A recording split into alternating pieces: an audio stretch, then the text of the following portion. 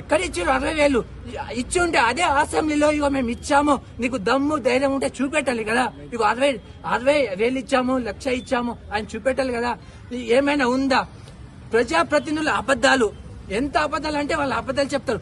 కానీ ఒక IAS officer ఇక్కడ లైబ్రరీకి వచ్చి ఆకునూరి మురళి నేనున్నాను, నేను మాటిస్తాను, ఆ ప్రభుత్వంలో రేవంత్ రెడ్డి దగ్గరుండి మీకు 2 లక్షలు కాదు, అవసరమైతే ఎన్ని నోటిఫికేషన్ ఇప్పిస్తాను అని మాట ఇచ్చినావు కదా Akunuri Murali sir, IAS officer, నీకు సెల్యూట్. ఎందుకంటే ప్రజాప్రతినిధులు అబద్ధాల కంటే ఘోరమైన అబద్ధాలు చెప్పి మోసం చేసినావు కాబట్టి కనీసం ఉండాలి కదా.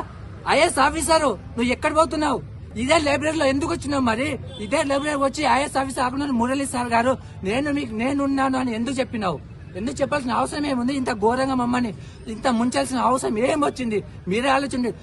ఈ కాంగ్రెస్ ప్రభుత్వము తెలంగాణ ఇస్తామని చెప్పి ఎలా అయితే 2009లో ఎలాగైతే మోసం చేసిందో అదే మాట తిరుగుతూ 2 లక్షల ఉద్యోగాలు ఇస్తామని చెప్పి అదే విధంగా మమ్మల్ని ఘోరమైన మోసం చేసింది. గుర్తుపెట్టుకో రేవంత్ రెడ్డి సర్కార్, కాంగ్రెస్ ప్రభుత్వం. నేను ఒకటే అంటున్నా, నిరుద్యోగులు అనేది జగన్నాథ రథం లాంటి వాళ్ళు. మేము ఐక్యంగా చేరడానికి కొంత సమయం పడుతుంది, కానీ ఒక్కసారిగా ఆ రథం కదిలితే ఆ రథం ముంగట మీ కాంగ్రెస్ ప్రభుత్వము రాజకీయంగా 3 లోకల పాతలోకి పోతుంది. గుర్తుపెట్టుకో, ఆ రథం ముంగట ఆపడానికి ఎవరికి అంత కెపాసిటీ లేదు. గత ప్రభుత్వం ఎట్లా కుప్పకూలిందో చూసినావు కదా.